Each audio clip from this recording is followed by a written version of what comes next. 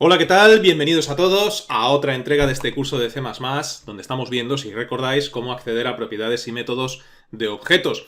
En este vídeo vamos a ir un paso más allá y vamos a ver cómo acceder a propiedades y métodos de punteros a objetos. Si recordáis, en el vídeo anterior accedíamos a propiedades y métodos de objetos utilizando la nomenclatura del punto. Luego también hablábamos de la visibilidad de esas propiedades y métodos, si eran públicos, si eran private, privados, si estaban encapsulados. Bueno, pues vamos a ir, como digo, un paso más allá y en esta ocasión vamos a ver cómo acceder a propiedades y métodos, pero de punteros que apuntan a objetos. Y diréis, ¿y bajo qué circunstancias, en qué situaciones, en qué escenarios voy a necesitar hacer eso a la hora de programar? ¿Acceder a propiedades y métodos de punteros que apuntan a objetos? Bueno, pues hay muchísimas situaciones, es imposible recitarlas todas ellas, ¿no? Porque hay muchas situaciones a la hora de programar en C++ en las que vamos a necesitar esto, ¿no? En las que nos vamos a ver obligados a acceder a propiedades y métodos de punteros a objetos. Yo os voy a mencionar las que se me han ocurrido a bote pronto. Si alguno de los que me estáis escuchando tiene experiencia en programación, y concretamente tiene experiencia en programación en C++, seguro que se le ocurre algún escenario más que a mí ahora mismo se me está pasando por alto. Pero por mencionaros algunos, por ejemplo, vamos a necesitar acceder a propiedades y métodos de punteros a objetos cuando hagamos un uso, una gestión, ¿no?, de la memoria dinámica. Es decir, va a haber muchas situaciones a la hora de programar en C++ en la que vamos a necesitar crear objetos en tiempo de ejecución y no vamos a saber a priori, a la hora de crear el código, a la hora de programar, cuántos objetos vamos a necesitar. No vamos a saber si necesitaremos 7 objetos concretamente, o 9 o 15. No sabemos a ciencia cierta cuántos objetos vamos a necesitar. Por eso podemos crear en tiempo de ejecución objetos, utilizando para ello la memoria de forma dinámica, ¿no? Y para esto se usan los punteros, para crear objetos en tiempo de ejecución. Si no conocemos de antemano cuántos objetos vamos a necesitar, utilizaremos la palabra reservada new para crear estos objetos dinámicamente y accederemos a ellos a través de punteros, ¿no? Otra situación. Bueno, pues cuando trabajemos con herencia y con polimorfismo. No sabemos todavía muy bien lo que es la herencia, menos aún lo que es el polimorfismo, pero lo vamos a ver. Bueno, aquellos que tengáis experiencia en programación orientada a objetos en otros lenguajes lo sabréis muy bien, ¿no? Pero, como digo, lo vamos a ver un poco más adelante en este curso. Cuando trabajamos con la herencia, los punteros a objetos nos van a permitir aprovechar al 100% el polimorfismo. Podemos tener un puntero a la clase padre que apunta a un objeto de una clase hija y acceder a sus métodos sobrecargados. Lo veremos. Otro escenario posible donde necesitaremos el trabajo con punteros, ¿no? Cuando trabajemos con estructuras dinámicas, como por ejemplo listas enlazadas, árboles, pilas, colas, gráficos. Los nodos de todos estos elementos suelen ser gestionados a través de punteros para poder enlazarlos dinámicamente. Sé que a estas alturas del curso, pues algunas de las cosas que estoy recitando ahora mismo os pueden sonar a chino, aquellos que no tengáis experiencia previa, pero no os preocupéis, simplemente para que os vaya sonando pues diferentes escenarios o situaciones donde esto lo necesitaremos, y más adelante en el curso, pues todos estos conceptos los trataremos en profundidad y los aclararemos, ¿no? Otro escenario donde necesitaremos esto, cuando pasemos objetos a funciones. Si cuando vayamos a pasar un objeto a una función queremos evitar, por una cuestión de rendimiento, de recursos, la copia completa del objeto, imaginaos que es un objeto muy grande, ¿no? Y queremos evitar que de manera dinámica se haga una copia en memoria, ¿no?, cuando pasemos el objeto a una función. Bueno, pues en este caso podemos usar punteros o referencias, ¿no? Como digo, es muy útil cuando los objetos que vamos a pasar a funciones son grandes, ¿no?, y son muy costosos de copiar y penaliza mucho el rendimiento de la aplicación. Otro escenario cuando manejemos APIs y bibliotecas. En muchas bibliotecas y APIs de bajo nivel, como por ejemplo las relacionadas con sistemas operativos, gráficos, etc., y C++ trabaja mucho en este tipo de escenarios, como ya hemos mencionado, vamos a necesitar el uso de punteros para manejar estos objetos y recursos externos, ¿no? Pues por ejemplo, cuando trabajemos, aquellos que lo conozcáis, ¿no?, en programación gráfica con OpenGL o DirectX, ¿no?, o al trabajar con APIs de sistemas operativos, bueno, pues vamos a tener que utilizar mucho el trabajo con punteros. Más escenarios cuando trabajemos con patrones de diseño. Muchos patrones de diseño en programación orientada a objetos, como por ejemplo Singleton, Factory, Prototype, Observer, a menudo utilizan punteros para gestionar la creación y el acceso a esas instancias de objetos. A la hora de manejar, bueno, pues funciones callbacks y manejo de eventos, ¿no? Cuando estamos utilizando el manejo de eventos, pues muchas veces vamos a necesitar punteros a objetos para registrar los callbacks o manejar esos eventos, ¿no? ¿Qué nos permite esto? Bueno, pues que diferentes objetos reaccionen a eventos en tiempo de ejecución. Importante.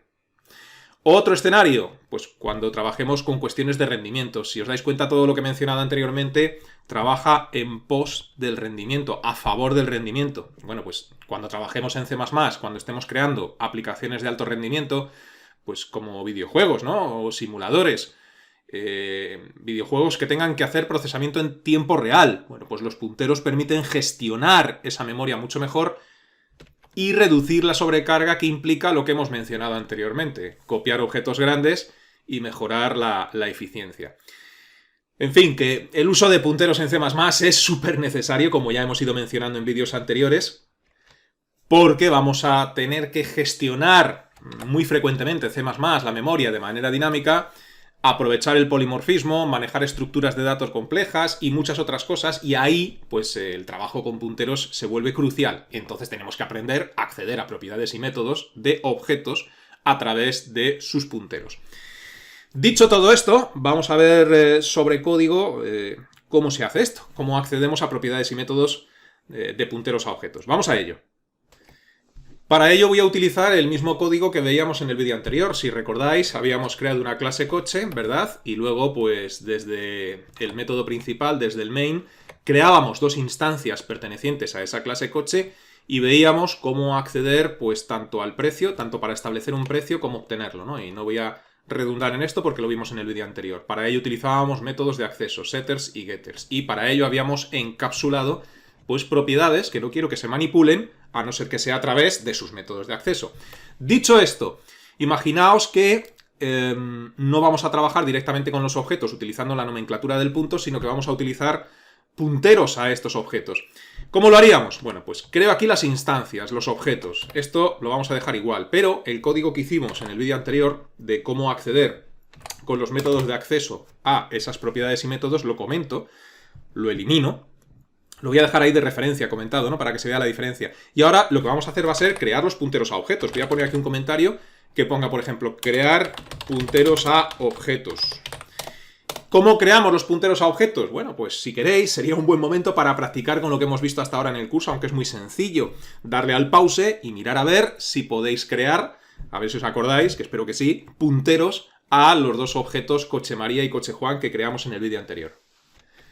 Muy sencillo, nombre de la clase, a continuación pues un asterisco, el nombre que le queremos dar a ese puntero, voy a crear un puntero a cada uno de ellos, tanto al coche de María como al coche de Juan. ¿Cómo llamar a este puntero? Bueno, pues por seguir un poco las convenciones, ptr de puntero coche María, por ejemplo, ¿no? Y esto tiene que ser igual a ampersand coche María, el nombre de la instancia. Quien no recuerde exactamente qué es lo que estamos haciendo con todo esto, pues que retorne un poquito hacia atrás y vea los vídeos donde creábamos estos punteros. Y lo mismo para crear el puntero a coche Juan. Así que para escribir lo menos posible, control C, control V, a esto lo voy a llamar ptr coche Juan. Y esto tiene que apuntar a coche Juan. Así que ya he creado los dos punteros. Y ahora pues vamos a acceder, a ver por fin cómo acceder. Por ejemplo, ya que en el vídeo anterior accedíamos a los métodos de coche Juan, pues vamos a ver cómo acceder en este caso a los métodos y propiedades del puntero coche Juan, ¿no? Entonces voy a poner aquí un comentario que diga, por ejemplo, usar el puntero para acceder a los métodos de objeto, ¿cómo llamé a esto en su momento? Coche Juan, ¿no? Pues coche Juan. Muy fácil, lo único que hay que hacer es sustituir el punto. Recordar que en el vídeo anterior hablábamos de la nomenclatura del punto para acceder a propiedades y métodos, ¿verdad? De objetos directamente. Bueno, pues si vas a trabajar con punteros, se sustituye el punto por el operador flecha, el operador arrow. Y ya está, poco más, ¿no? Es así de sencillo. Entonces, si queremos acceder, por ejemplo, al método setPrecio para establecer el precio de ese coche, de ese objeto, ¿no? pues utilizamos el puntero, PTR coche Juan, operador flecha, y ya está. Fíjate como en el menú IntelliSense de Visual Studio Code ya me dice aquí a todo lo que puedo acceder. Entre otras cosas, el método setPrecio. Ahí lo tengo. Y nada, pues establecer el precio. Vamos a ponerle aquí 37.000.